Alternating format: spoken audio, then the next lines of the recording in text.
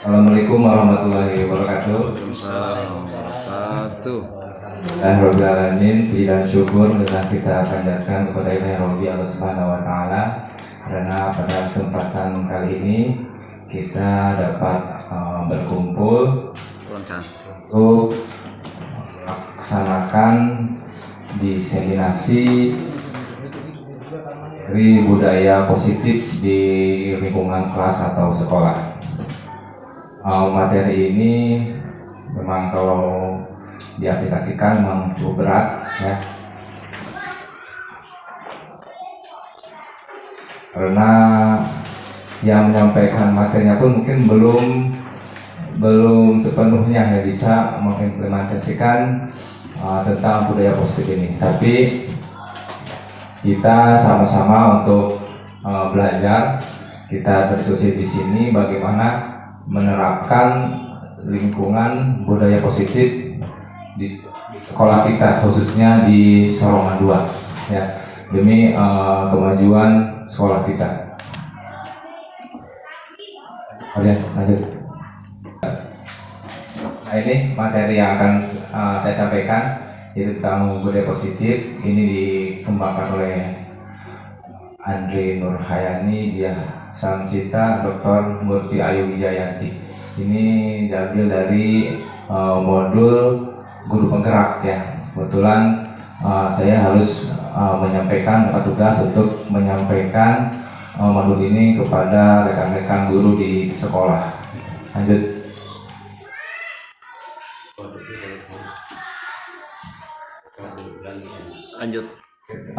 Tujuan pembelajaran yang akan dibahas pada kesempatan kali ini yaitu mendemonstrasikan pemahaman mengenai konsep budaya positif yang di dalamnya terdapat konsep perubahan paradigma, simbol respon, dan teori kontrol. Terus juga teori motivasi, perilaku manusia, motivasi internal dan eksternal, keyakinan kelas, hukuman dan penghargaan, 5 kebutuhan dasar manusia, 5 posisi kontrol dulu, dan segitiga restitusi. Kemudian menerapkan strategi disiplin positif yang memerdekakan murid untuk menciptakan ekosistem sekolah aman dan berpihak pada anak. Kemudian menyusun langkah-langkah dan strategi aksi nyata yang efektif dalam mewujudkan kolaborasi dengan seluruh pemangku kepentingan sekolah agar tercipta budaya positif yang dapat mengembangkan karakter murid. Kemudian bersikap reflektif dan kritis terhadap budaya di sekolah dan senantiasa mengembangkannya sesuai kebutuhan sosial dan emosional murid. Lanjut. Ini kesepakatan kelas kita. Utama, seluruh peserta memiliki kesempatan untuk berpendapat, kemudian berpikiran terbuka dan saling menghormati. Jika ada peserta yang berbicara, maka yang lain mendengarkan, berpendapat setelah dipersilahkan, berpartisipasi penuh, mengikuti sesi kelas dengan perasaan gembira. Sepakat ya, Bapak Ibu? Siap. Bapak ya. Oke, lanjut ke pertanyaan pemantik. Setuju atau tidak hukuman dapat mendisiplinkan anak? Bapak setuju tidak? Setuju. Dan nanti kita lihat ya. Kemudian memberi hukuman yang hal positif seperti membaca atau membersihkan halaman sekolah dapat meningkatkan disiplin anak? Setuju. Kemudian memberikan penghargaan dapat meningkatkan motivasi belajar anak? Setuju. Ya, nanti kita lihat. Apakah nanti hukuman baik itu mau berupa hukuman misalkan suruh lari atau hukuman suruh membaca, menghafal, atau memberikan penghargaan, apakah itu akan efektif atau tidak dalam mendisiplinkan anak. Topik yang akan kita bahas yaitu tentang disiplin positif dan nilai-nilai kebijakan universal, kemudian teori motivasi dan hukuman dan penghargaan atau restitusi, kemudian keyakinan kelas, kemudian kebutuhan dasar manusia dan dunia berkualitas, kemudian 5 posisi kontrol, kemudian segitiga restitusi.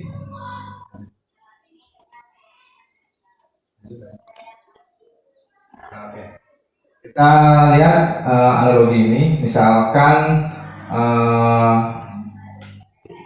ada A dan B, sekarang Anda dan teman Anda, misalkan sobeklah secara kertas kecil, kemudian tuliskan benda atau sesuatu yang sangat berharga untuk Anda, kemudian letakkan di salah satu tangan Anda dan genggam, ya digenggam. Kemudian sesuatu tersebut dengan segala daya yang diusahakan digenggam gitu. Buatlah sebuah kepalan. Kemudian teman Anda akan mencoba dengan sekuat tenaga dengan berbagai cara untuk meminta Anda memberikan benda tersebut. B. Bisa membujuk, mengancam, menghardik, merayu, menyuap, apa saja agar dapat membuka keponakan Anda. Apa yang akan terjadi? Kira-kira kita akan berusaha atau tidak untuk mengepalkan itu? Berusaha meminta kepada yang mengepal itu. Berusaha, ya kan? Yang meminta mungkin akan berusaha ya. Kemudian yang mengepalkan juga akan berusaha mempertahankan. Oke ya, nanti kita lihat ya. Lanjut. Nah, perubahan paradigma teori kontrol atau teori pilihan ilusi kontrol ya. Ilusi guru mengontrol murid, kemudian ilusi bahwa kritik dan membuat orang merasa bersalah dapat menguatkan karakter, kemudian ilusi bahwa semua penguatan itu efektif dan bermanfaat, kemudian ilusi bahwa orang dewasa memiliki hak untuk memaksa. Nah, sebenarnya yang tadi yang kepalan tangan itu, nah, artinya yang menentukan kita akan tetap mempertahankan kertas yang dikepal atau tidak itu siapa?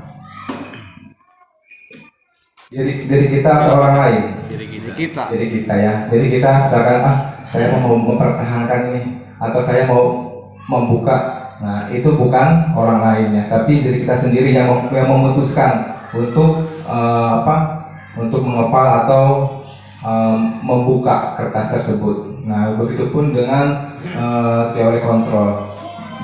Jadi apapun pengaruhnya dari luar, gitu ya, tetap yang memutuskan itu adalah diri kita sendiri. Ya. Nah, siapa sesungguhnya yang memiliki kontrol? Nah, kalau misalkan teori stimulus respon, nah kita mencoba mengubah orang agar berpandangan sama dengan kita. Kemudian berperilaku buruk dilihat sebagai suatu kesalahan. Kemudian orang lain bisa mengontrol saya. Kemudian saya bisa mengontrol orang lain. Pemaksaan ada pada saat bujukan gagal. Terus model berpikir menang kalah. Jadi pertama-tama mungkin kita pelan dulu ya, dengan lembut dulu. Nanti kalau tetap kekeh, misalkan anak masih susah, dipaksa itu ya, atau nanti dimarahi, dibentak, atau kita mengancam, mungkin seperti itu yang sering kita lakukan ya. Nah, tapi dalam teori kontrol atau pilihan, kita berusaha memahami pandangan orang tentang dunia. Kemudian semua perilaku memiliki tujuan. Kemudian hanya Anda yang bisa mengontrol diri Anda. Anda tidak bisa mengontrol orang lain. Kolaborasi dan konsensus menciptakan pilihan-pilihan baru. Tim model berpikir menang-menang.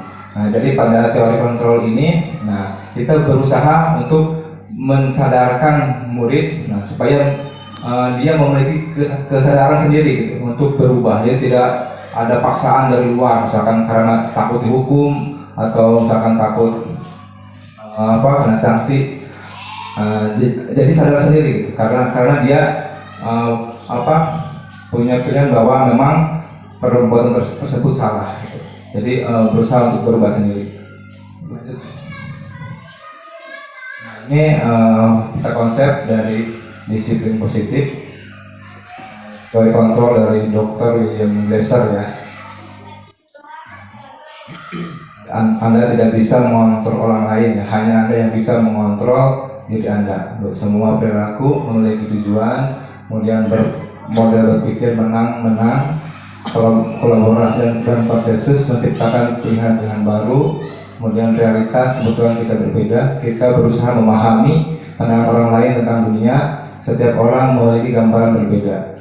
Nah, ini dasarnya dari 5 kebutuhan dasar manusia, yaitu bertahan hidup, kemudian penguasaan, kasih sayang, dan rasa diterima, kesenangan, kebebasan. Nah, 5 posisi kontrol ini juga ada penghukum, nanti pembuat rasa bersalah, kemudian sebagai teman, sebagai pemantau, sebagai manajer. Nanti kita lihat kita itu ada di posisi mana. Dengan teori motivasi, ada orang itu termotivasi karena menghindari hukuman, atau karena ingin mendapatkan imbalan, atau untuk menghargai diri sendiri.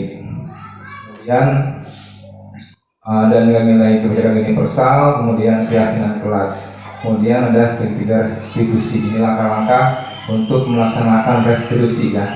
Ada menstabilkan identitas, kemudian validasi kebutuhan, kemudian mengingatkan keyakinan.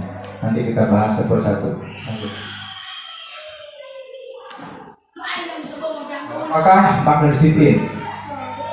Mungkin kita sering mendengar ya kata disiplinnya. Apa kira-kira disiplin?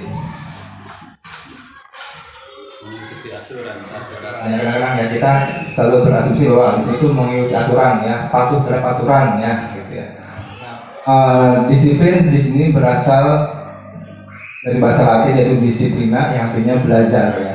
Makna asal dari kata ini berkonotasi dengan disiplin diri dari murid-murid atau Socrates dan Plato. Disiplin diri membuat orang menggali potensinya menuju sebuah tujuan apa yang dihargai. Namun dalam budaya kita, makna kata disiplin telah berubah menjadi sesuatu yang dilakukan seseorang pada orang lain untuk mendapatkan kepatuhan. Kecenderungan umum adalah menghubungkan kata disiplin dengan ketidaknyamanan, bukan dengan apa yang kita hargai atau pencapaian suatu tujuan mulia. Nah, ketika mungkin kita mendengar kata disiplin, yang dari benak kita ya ketidaknyamanan ya, merasa kita diatur gitu ya. Bahkan harus datang tepat waktu misalnya itu ya, bahkan harus absensi misalkan ya. Itu kadang-kadang membuat kita tidak nyaman, merasa terpaksa gitu ya. Atau misalkan kadang-kadang kita datang ke sekolah tepat waktu mungkin pertama karena takut dimarahi, atau karena kita ingin mendapatkan penghargaan, ingin di alam dan ingin dipuji gitu ya. Nah, kemudian ada nilai-nilai kebijakan universal. Nah, nilai-nilai kebijakan adalah sifat-sifat positif manusia yang merupakan tujuan mulia yang ingin dicapai setiap individu. Nilai-nilai tersebut bersifat universal dan lintas bahasa, suku, bangsa, agama maupun latar belakang. Jadi ini nilai-nilai yang sudah disepakati bersama. Semua orang di dunia pasti akan setuju gitu bahwa nilai-nilai ini merupakan nilai-nilai positif yang harus kita laksanakan gitu. Terus setiap perilaku atau perbuatan memiliki suatu tujuan. Dengan mengaitkan nilai-nilai kebajikan yang diyakini seseorang, maka motivasi intrinsiknya akan terbangun sehingga menggerakkan motivasi diri dalam untuk dapat mencapai tujuan mulia yang diinginkan. Kemudian nilai-nilai kebajikan yang ingin dicapai oleh setiap anak Indonesia kita kenal dengan profil pelajar Pancasila. Nah, kalau di kita, karena kita sudah melaksanakan kurikulum Merdeka, nah tujuan akhirnya ini yaitu profil pelajar Pancasila, beriman dan bertakwa kepada Tuhan Yang Maha Esa dan berakhlak mulia, kemudian mandiri, bernalar kritis, berkebinekaan global, bergotong royong, dan kreatif.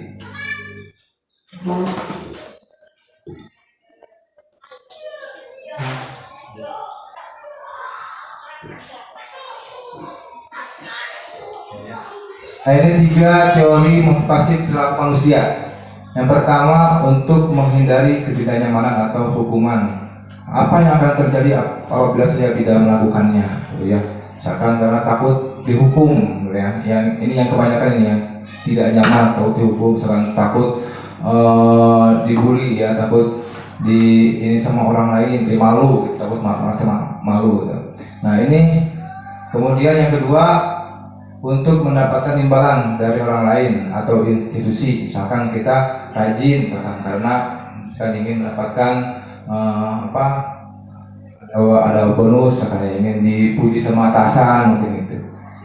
Yang ketiga, nah memang kita sadar sendiri gitu bahwa perilaku tersebut memang harus kita lakukan gitu.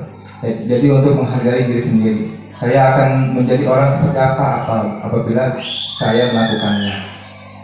Nah, yang nomor 1, nomor 2 ini itu motivasi eksternal, itu yang berasal dari luar ya, berasal dari luar.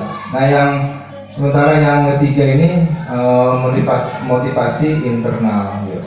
Nah, yang ini yang akan kita laksanakan ini yaitu motivasi internal yang berusaha kita gali ini ya. Jadi tujuan dari penerapan budaya positif, disiplin positif, supaya murid atau kita sebagai pendidik memiliki motivasi internal untuk berubah ya.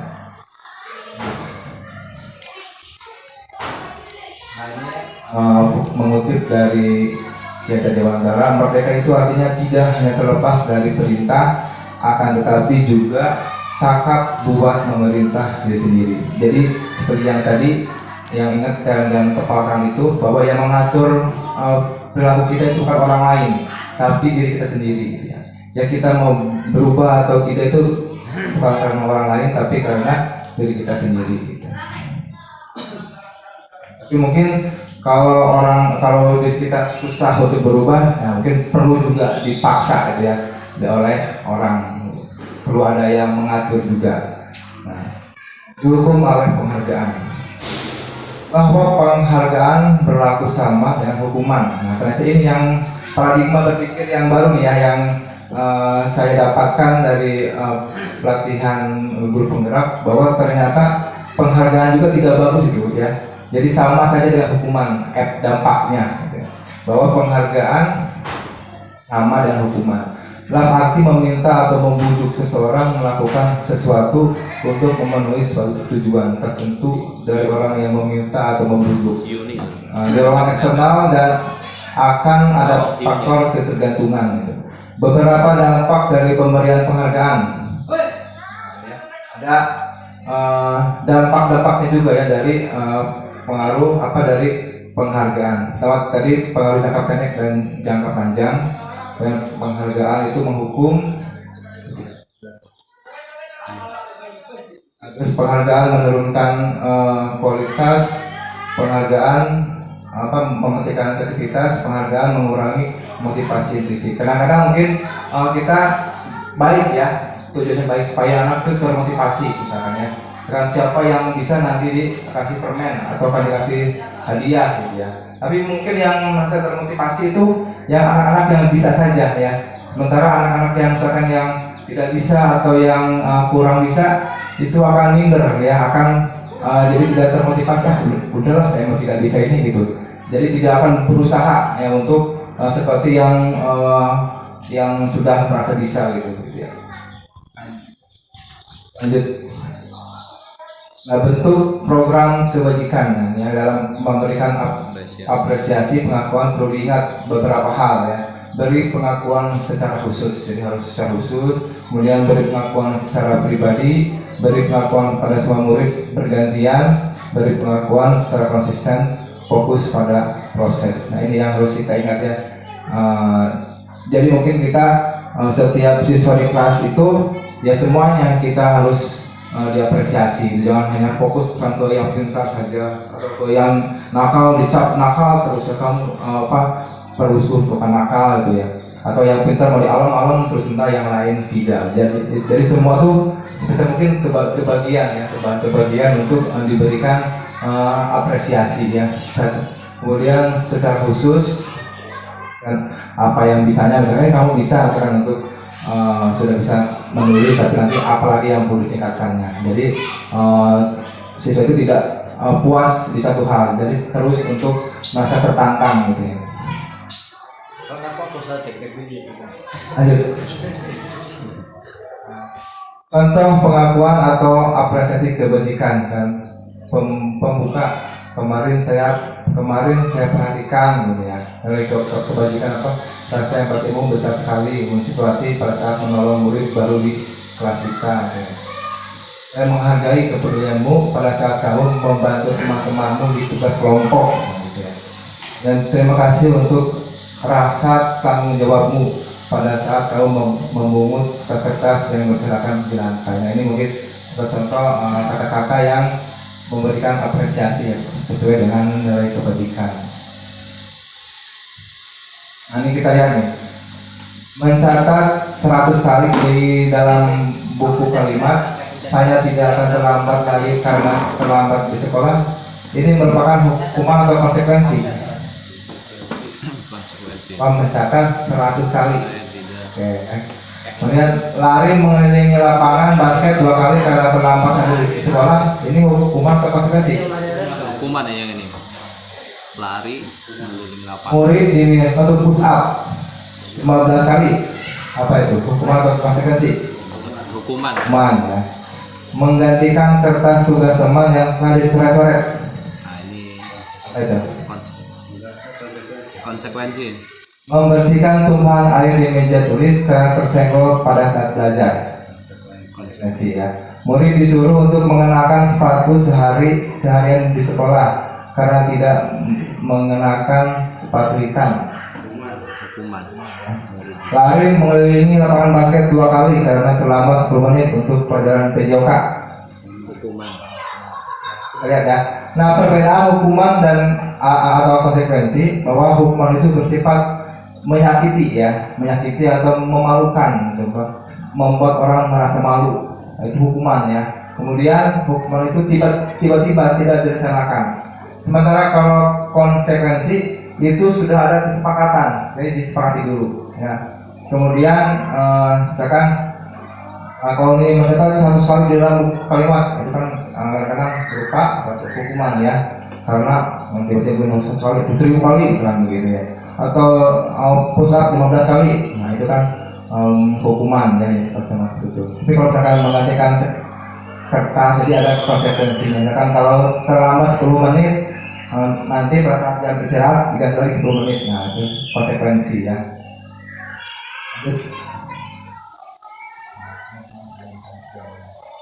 Ini jawabannya ya.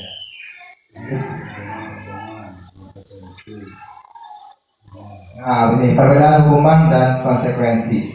Nah, kalau hukuman itu sesuatu yang menyakiti harus terjadi, sementara konsekuensi sesuatu harus terjadi. Ya. Dan membuat anak sakit fisik maupun hati dalam untuk jangka waktu lama ya. Kadang-kadang kita tuh misalkan membentak gitu ya, menyuruh push up, menyuruh lari misalkan. Nah itu hukuman ya. Anak membenci kedisiplinan, kemudian merasa dipaksa ya. Mendorong anak menyakiti diri sendiri, konsep diri yang buruk.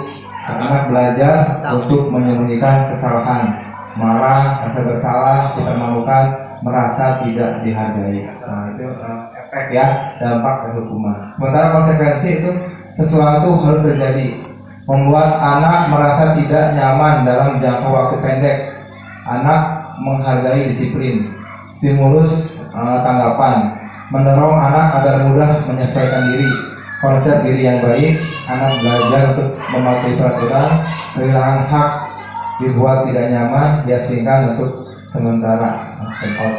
Jadi kalau antara hukuman dan konsekuensi, lebih bagus yang mana? Yang Nah, konsekuensi. kalau hukuman Terlalu ini kalau hukuman ya. ya, jadi akan membuat anak nanti minder ya, terus kemudian merasa terpuruk gitu. Kemudian malah mungkin nanti ada yang malah dendam sama gurunya gitu ya. Bisa jadi bang. Bisa dendam ya. Nah, seperti kemarin ngobrol sama itu Pak Asep guru di Recepina, katanya Pak Asep suka itu menghukum kan gitu. Nama mahasiswa. Kita mahasiswa. Wah, itu dari Pak Asep ketiga lagi ya mahasiswa. Levelnya mahasiswa itu mah. Iya, iya. Kalau 4 orang. Kemudian, nah itu ya, lanjut. Sekarang ada yang ketiga, itu restitusi ya. Tadi baik hukuman atau konsekuensi, nah itu sifatnya hanya sementara, ya, jadi tidak akan bertahan lama. Oke. Malah kan kadang-kadang kita bingung ya, kenapa kan sudah dihukum, sudah dikasih konsekuensi, tapi tetap gitu lagi. Itu saja ya. Nah, itu ya. Jadi misalkan terlambat lagi misalnya gitu ya. Anak tidak mengerjakan tugas lagi, tidak mengerjakan tugas lagi. Gitu. Ya tadi gitu yang biasa untuk ini ya. Yang selanjutnya ini ada restitusi. Ini langkah yang baru ya dalam mendisiplinkan anak, yaitu dengan cara restitusi. Restitusi adalah proses menciptakan kondisi bagi murid untuk memperbaiki kesalahan mereka, sehingga mereka tidak bisa kembali pada kelompok mereka dengan karakter yang lebih kuat, ya. Sehingga mereka bisa kembali pada kelompok mereka dengan karakter yang lebih kuat. Dan restitusi juga merupakan proses kolaboratif yang mengajarkan murid untuk mencari solusi untuk masalah mereka dan membantu murid berpikir tentang orang seperti apa yang mereka ingin menjadi tujuan mulia, ya, dan bagaimana mereka harus memperlakukan orang lain. Nah, jadi nanti itu ada kolaborasi, ada diskusi, ya.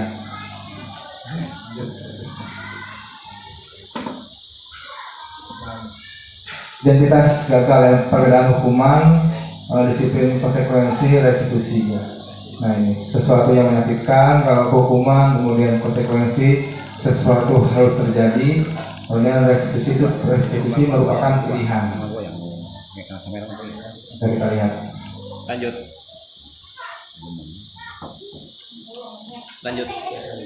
Kalau lihat dulu, menguatkan untuk murid anak dalam jangka waktu panjang, korban mendapatkan ganti, ya.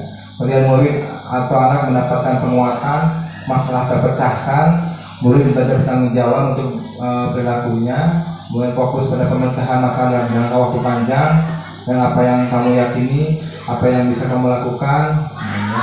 Murid atau anak menghormati dirinya dan orang lain. Itu restitusi, ya. Perbedaannya dengan hukuman dan konsekuensi. Jadi tadi kita lihat kalau hukuman negatif, ya, kalau konsekuensi netral, ya, kalau restitusi positif. Nah, ini ciri-ciri restitusi. Bukan untuk menebus kesalahan, namun untuk belajar dari kesalahan. Nah, ini. Kemudian memperbaiki hubungan. Kemudian tawaran bukan paksaan, ya. Kemudian restitusi menuntun untuk melihat ke dalam diri. Kemudian restitusi mencari kebutuhan dasar yang mendasari tindakan. Kemudian restitusi diri adalah cara yang paling baik. Kemudian restitusi fokus pada karakter, bukan tindakan. Kemudian restitusi fokus pada solusi. Kemudian restitusi mengembalikan murid yang berbuat salah pada kelompoknya. Nah, ini untuk restitusi. Lanjut.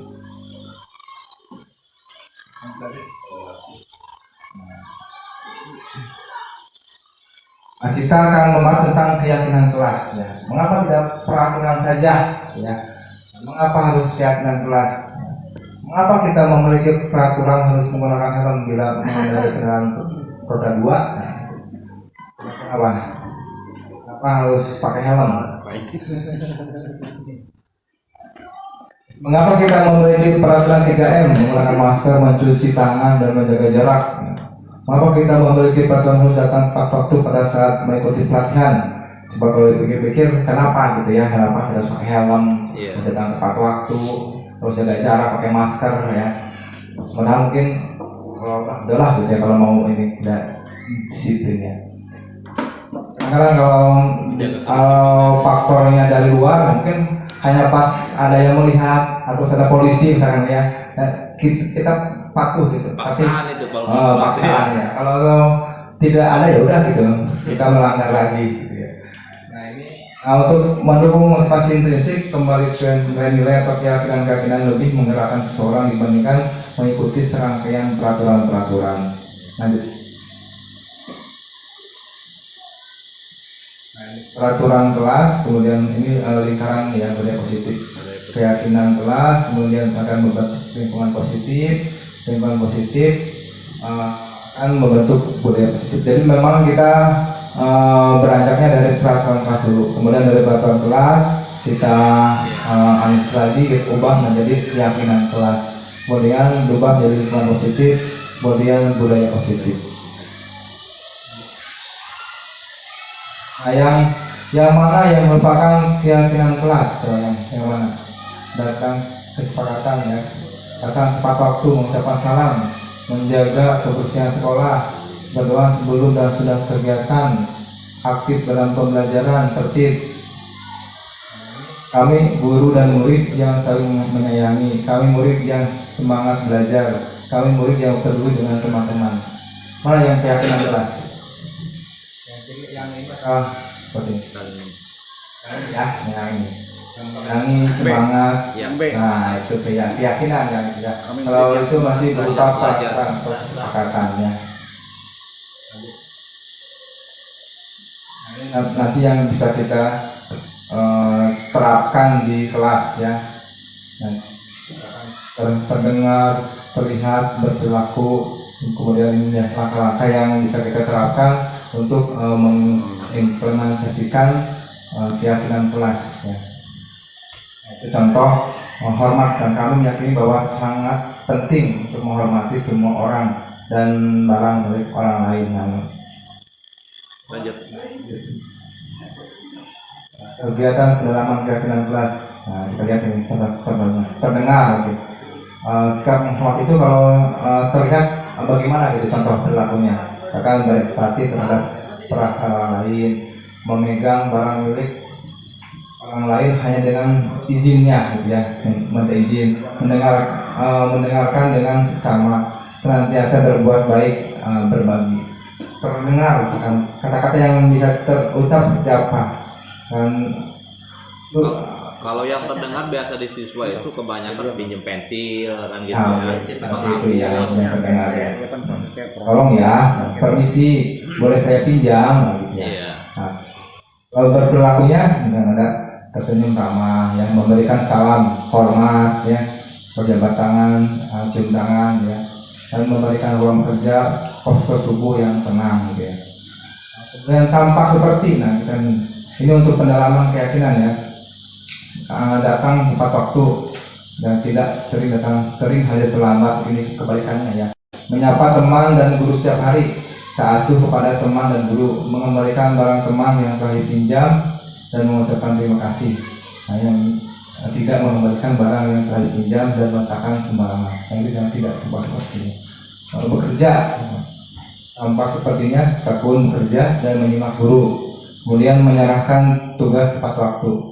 Tidak tampak seperti tidak mendengarkan guru dan acuh, tugas dibiarkan.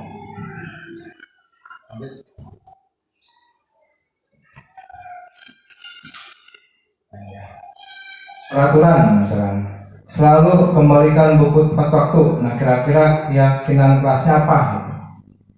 Itu apa? Berarti tanggung jawab ya. Jadi keyakinan kelas ini merujuk kepada nilai-nilai universal yang tadi kita bahas ya, seperti kita kan tanggung jawab, menghormati, saling menghargai, saling menyayangi, gitu keyakinan kelas. Kalau peraturan masih seperti ini ya, ada aturan-aturan yang harus dipatuhi gitu. Kan dilarang mengganggu orang lain, berarti keyakinan kelasnya menghormati orang lain ya. Jadi kita mengubah kalimat dari negatif ke positif gitu. Hadir di sekolah 15 menit sebelum pembelajaran dimulai. Ini kita berusaha untuk menghargai orang lain dan berkomitmen. Kemudian dilarang melakukan kekerasan. Nah, artinya keyakinan kelasnya berarti keselamatan, menghormati orang lain.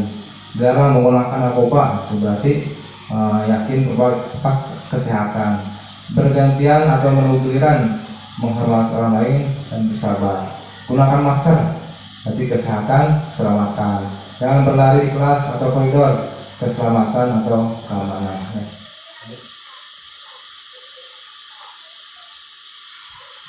Nah, ini ada kebutuhan dasar manusia, ya. Ada 5 ya, ada 5 kebutuhan dasar manusia. Pertama untuk bertahan hidup, kemudian ada penguasaan, ada kebebasan, ada kesenangan, dan kasih sayang dan rasa terima. Nah, seperti yang kita tadi bahwa setiap perilaku itu ada tujuannya. Nah, ini dari sini dasarnya ya, dasar kebutuhan manusia. Karena masih misalkan orang itu mencuri, nah mungkin karena ada kebutuhan ya, mungkin karena lagi butuh uang ya, atau mungkin karena bertahan hidup, dia ingin bertahan hidup.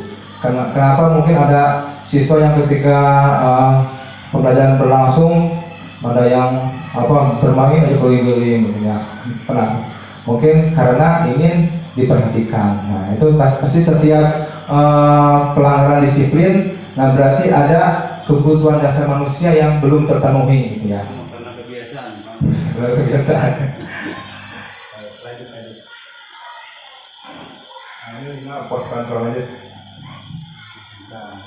Ada 5 posisi kontrol ya. Ada penghukum, kemudian pembuat orang merasa bersalah, kemudian sebagai teman, sebagai pemantau, sebagai manajer ya. Nah, ini kita sebagai guru mungkin kadang-kadang memposisikan kita sebagai penghukum, misalkan guru menghardik ya, menunjuk kamu itu misalkan datang terlambat gitu ya, atau guru berkata kamu tidak melakukan, awas ya, rasakan ya, awas ya kalau tidak mengerjakan PR kan gitu ya. Jadi dengan nada yang mengancam gitu ya. Kemudian apa hasilnya? Memberontak, menyalahkan orang lain, berbohong nih ya. Wah, kata ya.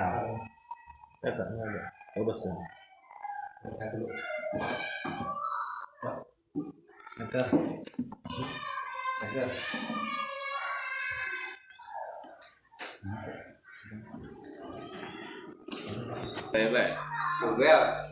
Kau ya? Kalau seperti banyak berkenal ya. Akhirnya kalau jadi.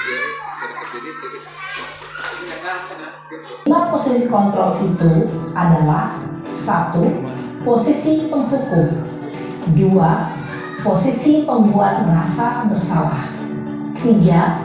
Posisi teman, 4. Posisi pemantau atau monitor, dan 5. Posisi manajer. Untuk lebih memahami kelima posisi tersebut, mari kita saksikan kasus Naren yang terlambat hadir 20 menit di sekolah dan melihat bagaimana kelima posisi kontrol dalam menghadapi masalah tersebut.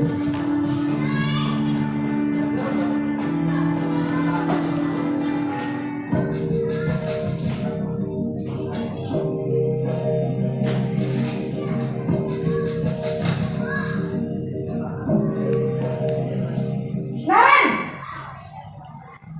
Sini kamu! Guru BP Hukum. Selalu terlambat. Kamu deh, pasti terlambat. Maaf Bu, saya Apa? Apa coba? Alasan kamu apa lagi? Kapan sih kamu tidak terlambat? Malas sekali ya kamu jadi anak. saya Dasar pemalas. Gak kapok-kapok sih kamu. Sudah berapa kali terlambat? Sana, kamu keliling lapangan basket 2 kali. kenapa saya harus keliling lapangan basket Bu? Kenapa? Kamu mau lawan ibu? Berani-beraninya jawab. Sudah terlambat, masih berani jawab pula. Sekarang, keliling lapangan basket 5 kali sekalian. Biar kapok. Cepat. Pergi sana ke lapangan basket. Ayo tuh coba. Posisi penghukum biasanya berbicara dengan nada tinggi, menghardik, menunjuk-nunjuk, menyakiti, dan menyindir. Hukuman bisa berupa fisik maupun psikis. Ibu dan bapak guru hebat. Dampak yang terjadi pada murid ketika guru berada pada posisi penghukum adalah murid cenderung akan memberontak, bahkan menyimpan dendam.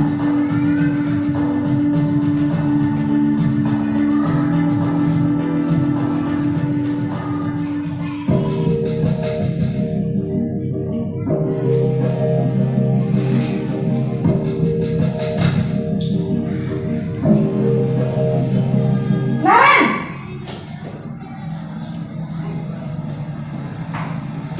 Selamat pagi Bu. Naren. Kamu kenapa terlambat lagi, nak? Ya Tuhan, Naren. Kamu senang ya bikin ibu susah ya? Kalau kamu terlambat lagi, nanti ibu yang ditegur bapak kepala sekolah, nak. Disangka ibu tidak bisa membina kamu. Duh, gimana ini? Maaf Bu, Duh, Gusti Naren. Kamu suka ya kalau ibu ditegur bapak kepala sekolah? Terus, sekarang ibu harus tulis apa ini di buku absen? Ini kamu sudah sering terlambat loh. Ibu harus apa coba?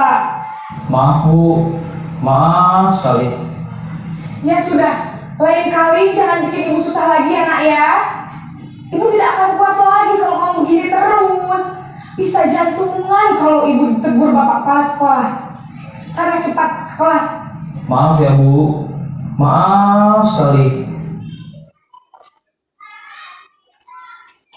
Posisi pembuat rasa bersalah berbicara dengan nada tenang, cenderung lembut, namun kata-kata yang diutarakan membuat murid merasa menjadi orang yang gagal, memandang buruk dirinya sendiri, merasa tidak berharga, dan tidak sanggup membahagiakan orang lain.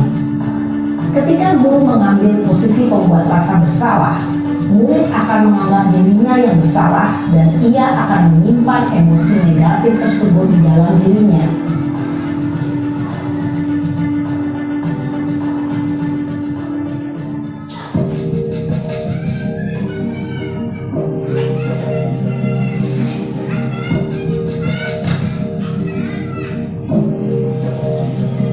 Naren!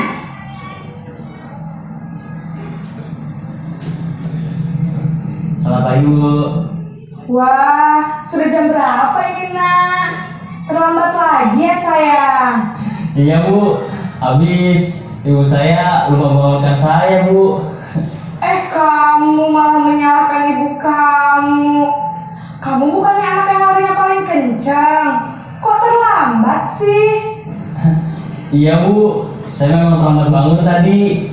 Jadi biarpun saya lari kencang, tetap gak kekejar Bu. Ya sudah sana. Nanti lain kali larinya lebih kencang lagi ya. Biar gak terlambat lagi. Bikin senang ibu. Demi ibu. Bisa kan? Bisa lah Bu. Ya sudah sana masuk kelas. Ibu beresin urusan absen kamu. Kamu ini ada-ada saja. Dalam posisi teman, guru berbicara dengan nada suara ramah, akrab, cenderung bersenda gurau untuk menjaga suasana tetap santai. Murid akan merasa senang, aman, dan akrab dengan guru. Identitas yang tercipta adalah identitas sukses atau berhasil. Namun, perlu diingat, karena ini masih dorongan eksternal, maka ada faktor ketergantungan dari murid kepada orang tertentu. Di sini, guru absennya, sehingga di lain waktu, murid bisa berperilaku baik, namun hanya kepada orang-orang tertentu saja.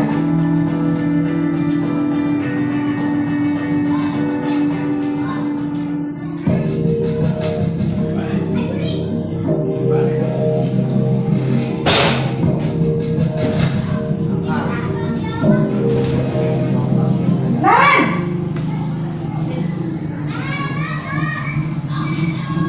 Selamat pagi Bu. Naren, apa peraturan sekolah kita tentang jam berapa kita harus masuk sekolah nak? Kita harus di sekolah jam 7 Bu.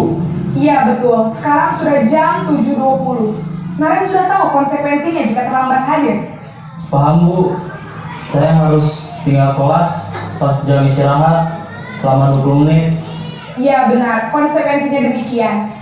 Jadi nanti jam 9.30 pas istirahat, kamu harus tinggal di kelas, kerjakan tugas tambahan untuk ketertinggalan kamu, ya? Baik Bu. Posisi pemantau mengandalkan penghitungan atau data untuk mengontrol murid. Guru mengarahkan murid berdasarkan peraturan dan konsekuensi. Seorang pemantau menunjukkan bahasa tubuh dan ekspresi wajah yang datar dan cenderung formal.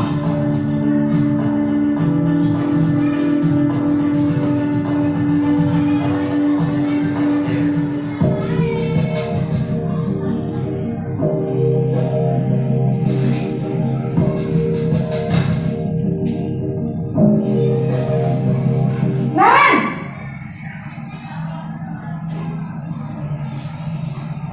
Selamat pagi Bu. Selamat pagi Naren. Maaf Bu, saya terlambat. Iya, sekolah masuknya jam 7, sekarang sudah jam 7.20. Jadi sekarang bagaimana ini Naren? Maaf Bu, saya lupa setel alarm saya semalam. Baiklah, menurut kamu, keyakinan sekolah yang mana yang perlu kamu tingkatkan?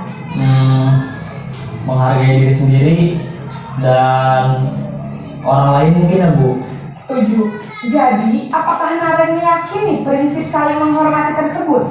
Iya Bu, saya meyakininya. Apakah Naren bersedia memperbaiki masalah keterlambatan ini? Bersedia Bu. Bagaimana kamu akan perbaiki masalah keterlambatan ini? Saya akan coba untuk tidak lupa menyetel alarm saya Bu. Baik, kalau Naren lupa menyetel alarm di rumah, ada orang yang kira-kira bisa bantu mengingatkan tidak? Ada Bu, kakak saya, Kak Ema. Ada lagi selain Kak Emma? Selain Kak Ema, ada ibu saya. Baik, jadi yang mengingatkan Naren adalah Kak Emma dan ibu kamu ya? Kira-kira akan mulai start alarm kapan nih Naren? Setelah pulang sekolah, akan segera saya lakukan. Baik, jadi Naren akan setel alarm untuk bangun besok pagi dan akan diingatkan oleh kakak dan ibunda Naren ya.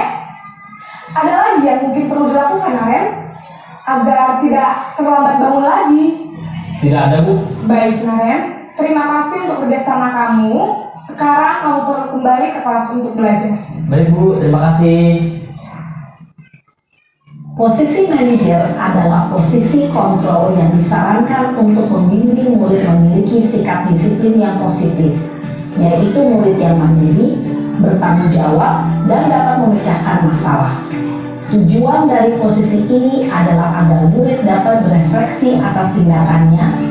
Guru akan dengan tulus memberikan pertanyaan-pertanyaan bermakna, sehingga membuat murid dapat belajar dari kesalahannya dan mencari sebuah solusi untuk menyelesaikannya. Ibu dan Bapak guru hebat, setelah mengamati adegan kelima posisi kontrol tadi, kira-kira posisi mana yang paling ideal? Posisi mana yang dapat menunjang motivasi intrinsik murid? Ya, tentu posisi manajer. Posisi ini memang posisi ideal yang ingin dituju setiap pendidik. Pada posisi inilah, guru dapat menerapkan disiplin positif yang berpihak pada murid, yang memerdekakan murid. Perjalanan seorang pendidik tentunya tidak mudah untuk sampai pada posisi seorang manajer. Namun, tujuan kita pasti, yaitu menciptakan murid-murid yang mandiri, merdeka, dan bertanggung jawab.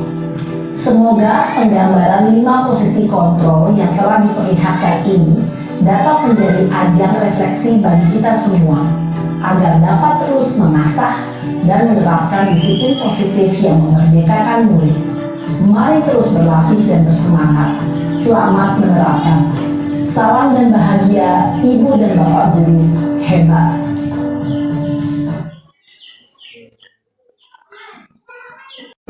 Baik, kita lanjut lagi.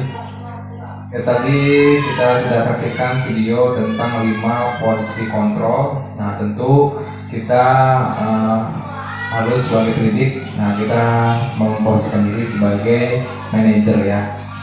Sebisa mungkin kita menjauhkan pemakaian posisi penghukum dan pemberi konsekuensi atau pembuat kesan bersalah ya. Kita pakai yang 3 di bawah ya, sebagai teman, sebagai pemantau, kemudian sebagai manajer ya. Nah, ini pernyataan ya. Saya kecewa sekali dengan kamu. Nah, ini apa? Membuat orang merasa bersalah, kecewa.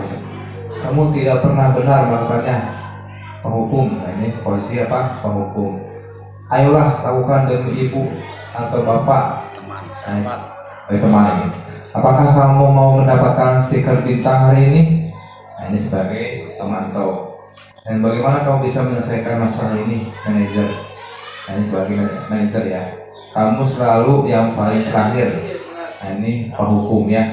Nah, itu di posisi manajer ini, jadi ada kolaborasi antara guru dan siswa ya, sehingga masalah yang siswa itu diselesaikan oleh siswa itu sendiri ya. Jadi kita sebagai guru tuh tidak harus capek-capek, harus memantau ya, harus marah-marah ya, sehingga ada diskusi sehingga akan muncul motivasi intrinsik dari siswa ya. Mungkin jangka waktunya akan lama. Sudah Pak. Mari. Iya. Ya. Ento kan? Ya. Kasih ya Pak. Iya. Oh, biasa bisa. Gerak antara peraturan pemantau konsekuensi hadiah jadi nilai-nilai ya. Dari peraturan menjadi nilai-nilai, kemudian dari pemantau menjadi manajer, dari konsekuensi atau hadiah, kemudian memperbaikinya. Kalau kamu tidak, saya akan. Nah, ini ketika membuat merasa orang tidak nyaman ya. Jadi hanya dengan mungkin apa yang kamu yakini, bagaimana memperbaiki masalah ini. Jadi mempertanyakan ya.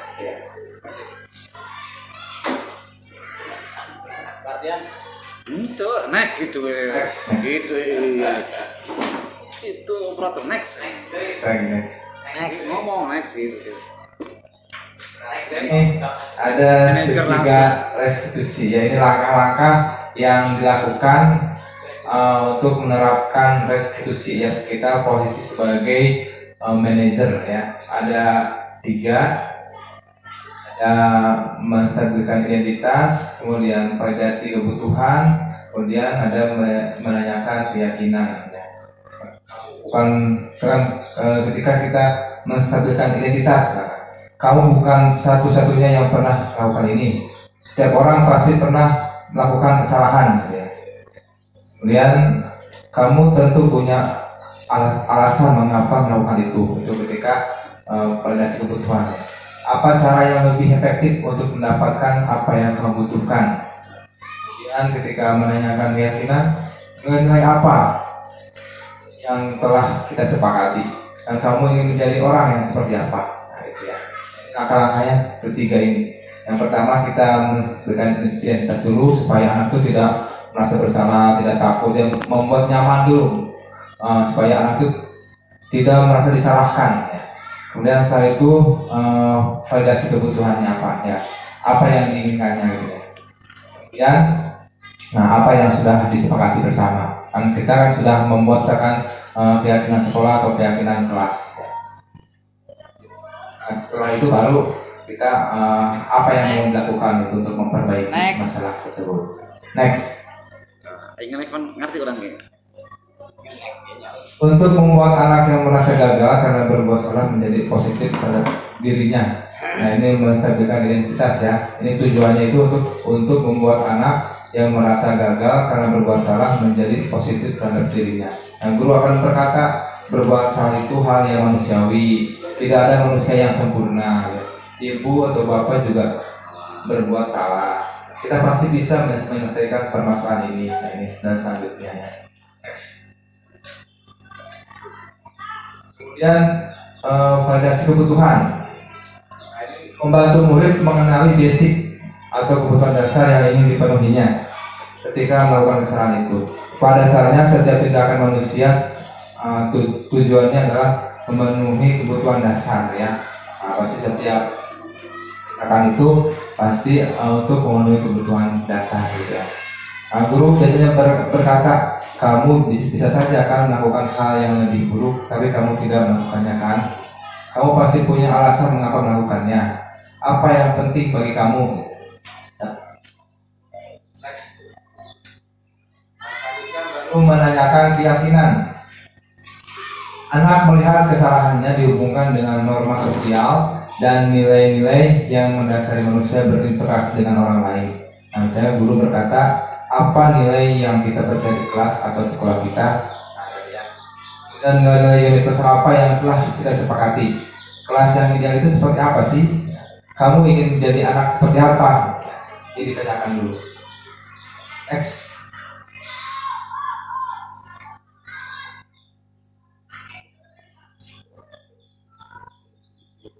Intervensi 30 detik ya. Intervensi ini bisa membantu murid kembali ke tujuan semula dengan cukup singkat dan dengan cara non-konfrontatif. Pertanyaan-pertanyaan yang diajukan biasanya dikemukakan oleh seorang pemantau atau manajer. Apakah kamu ingin berbuat lebih baik? Apakah saat ini kamu sedang menjadi orang yang sedang kamu inginkan? Nah, Belajar terus. Saya mulai bisa. Bisa. lanjut. Next. Terima kasih. Next. Tapi ini terima kasih. Terima kasih. Nah itu alhamdulillah kita sudah selesai melaksanakan diseminasi tentang budaya positif. Nah mudah-mudahan dan kita dapat melaksanakan, mengaplikasikan di pembelajaran kita di kelas ya. Ada yang mau kita diskusikan atau ditanyakan? Silakan.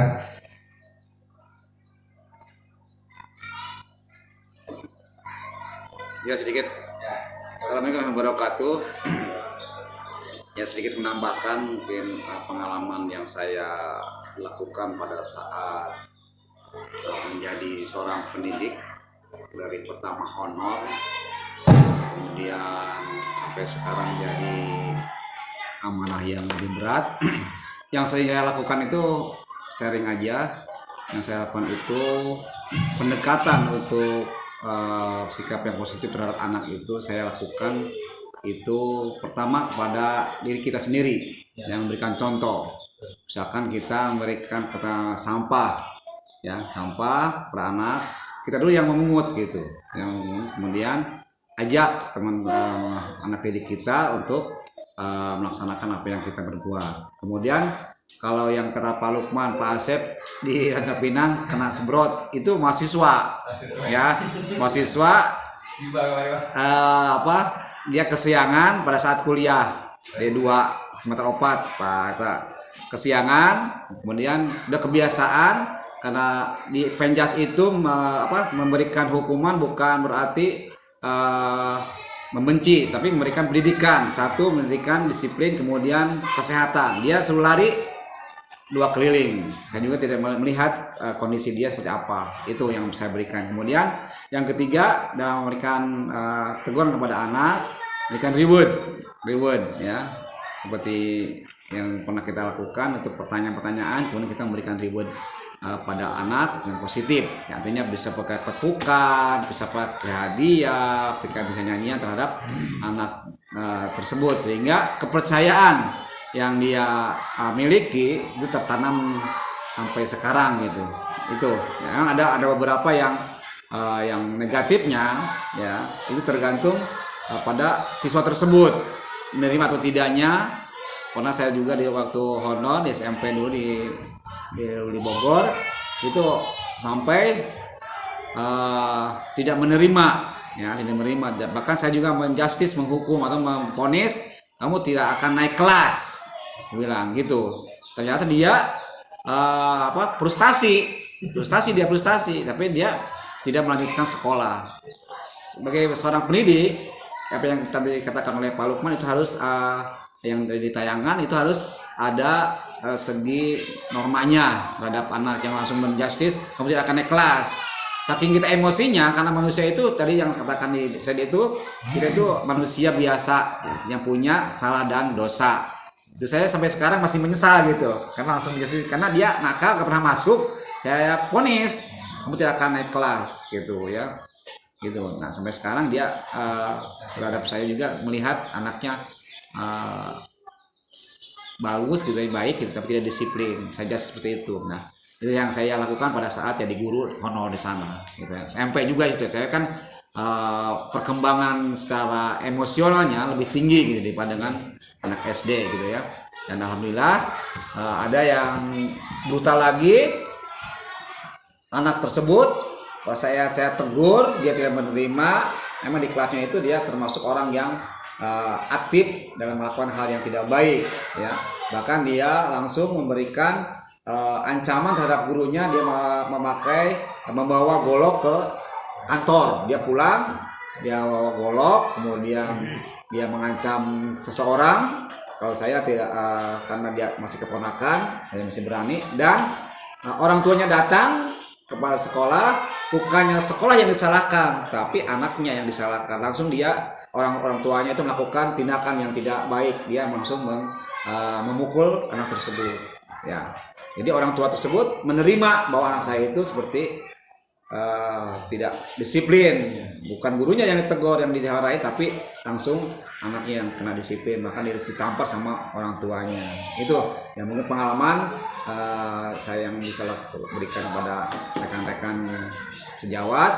Mudah-mudahan apa yang ditayangkan seperti ini kita bisa melakukan hal yang baik, dan kita jangan terlalu membuat anak frustasi, karena sekarang udah masuknya paradigma baru, apalagi sekarang kita termasuk sekolah penggerak, dan kita terus bergerak melakukan hal yang positif.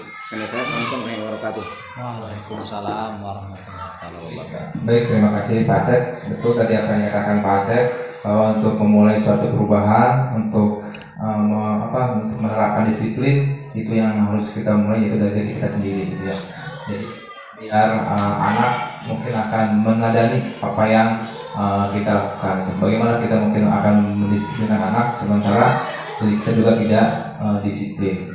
Kemudian selanjutnya, nah tadi dampak ya, tadi pasti berbicara dampak dari posisi penghukum gitu ya, dari hukum atau pembuat rasa bersalah.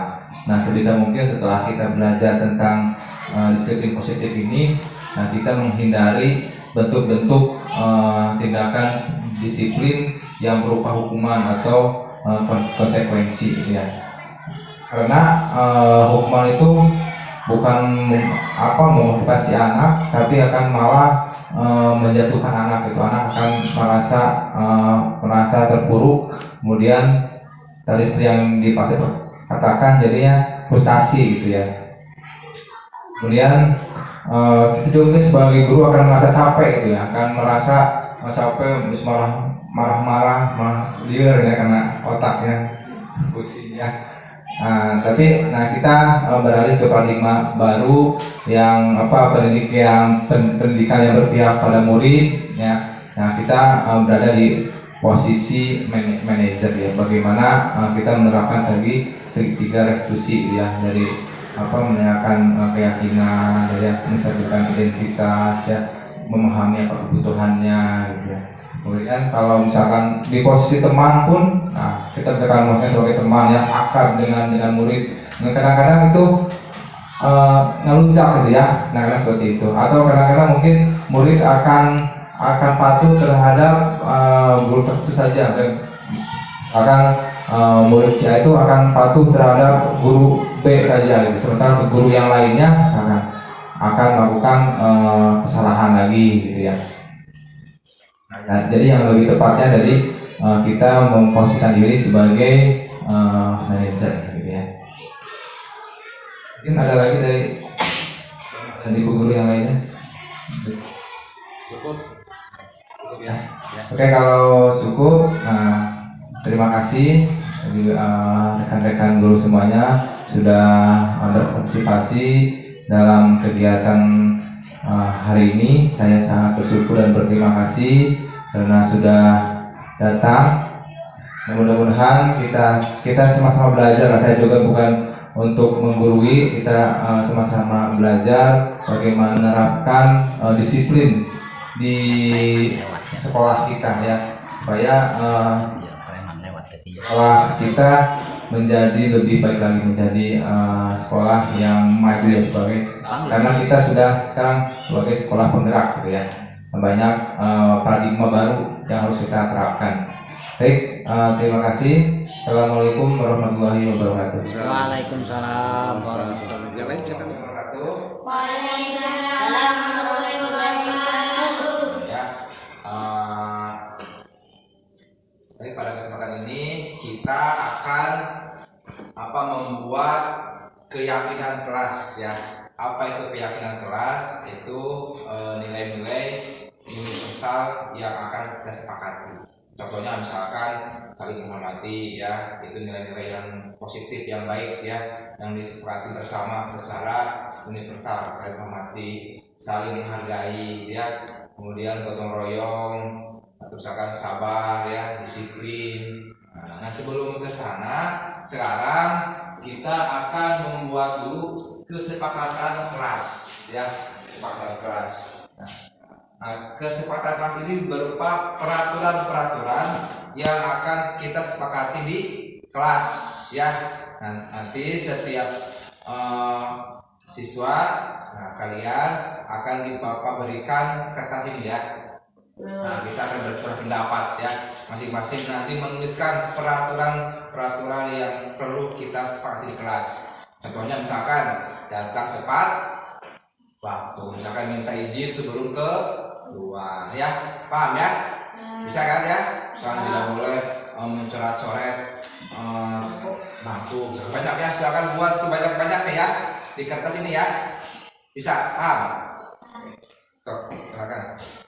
Nih, ya.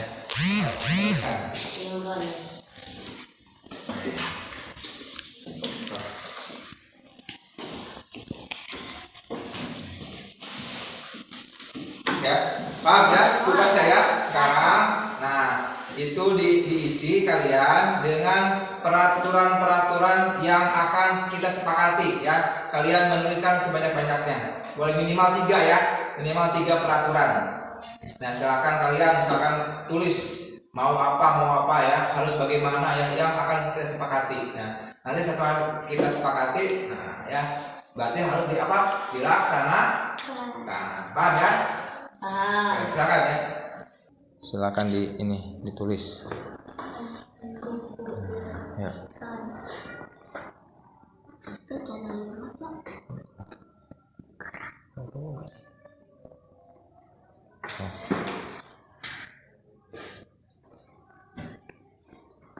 Bagaimana sudah? Kalian sudah menuliskan peraturan kesepakatan kelasnya?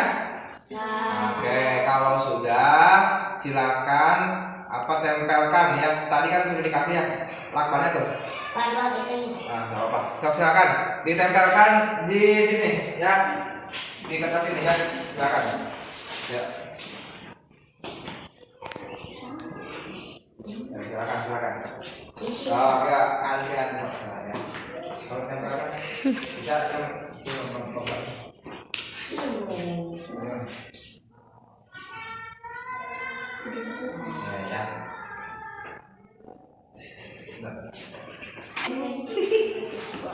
kemana Tina?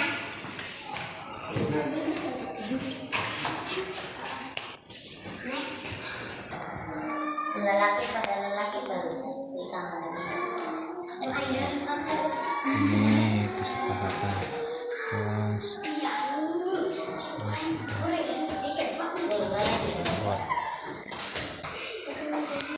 Tadi kita sudah membuat kesepakatan kelas yang masing-masing sudah menuliskan ya apa yang perlu kita sepakati bersama-sama. Nah sekarang kita akan lihat ya. Oke, Bapak akan tuliskan poin-poinnya untuk disepakati bersama. Kita lihat ya. 1. Menjaga kebersihan kelas. Semuanya setuju? Setuju. Ya, menjaga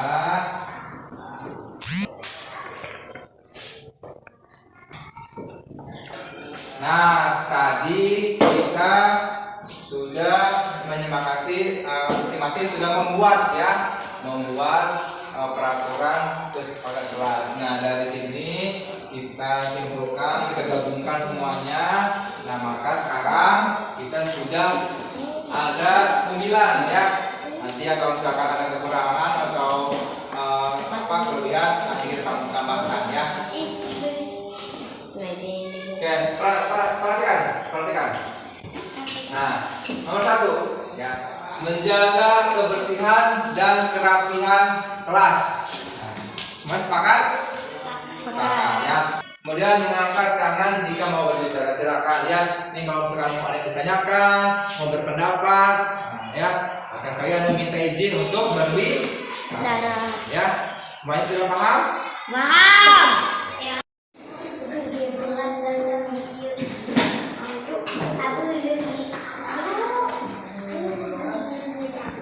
Nah, itu tadi kesepakatan kelas kita. Apakah kalian sudah setuju? Setuju. Tadi kita sudah menentukan kesepakatan kelas. Nah, sekarang tadi Bapak sudah mengeprintnya ya.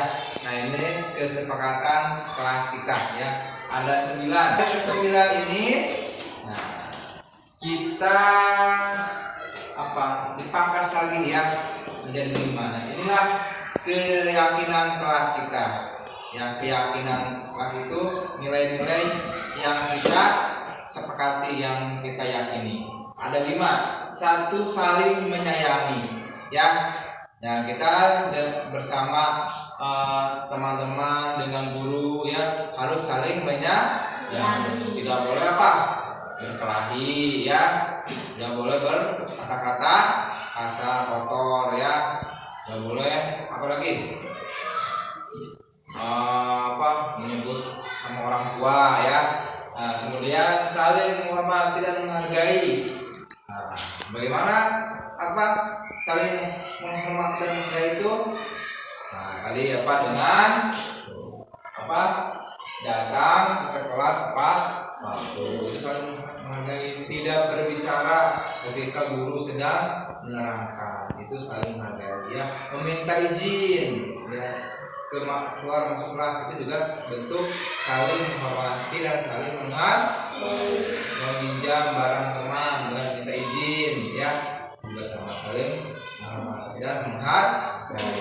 Kemudian selalu rapi dan bersih ya, termasuk kebersihan diri sendiri ya, berpakaian rapi, mandi ya, memakai wangi-wangian ya, kelas ya dirapikan, dibersihkan. Itu selalu rapi dan bersih ya, itu keyakinan ya kita. Kemudian belajar sungguh-sungguh ya, belajar artinya tidak niat dari rumah untuk belajar, datang ke sekolah belajar, tidak untuk bermain-main atau bercanda ya. Kemudian saling membantu, bila ada teman yang kesulitan akan kita bantu ya. Nah, sepakat dengan keyakinan kelas kita? Sepakat? Nah, kalau sudah sepakat, sekarang setiap siswa menandatangani ya, termasuk Bapak ya. Kita akan tanda tangan di sini sebagai bentuk sepakat kita.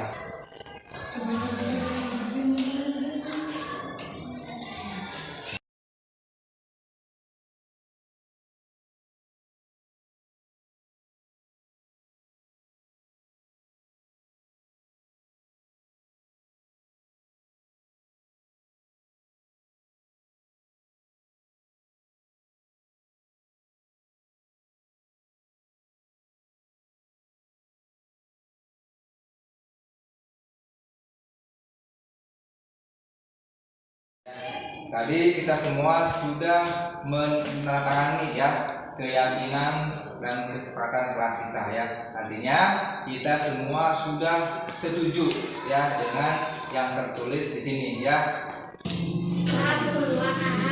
Baik ya.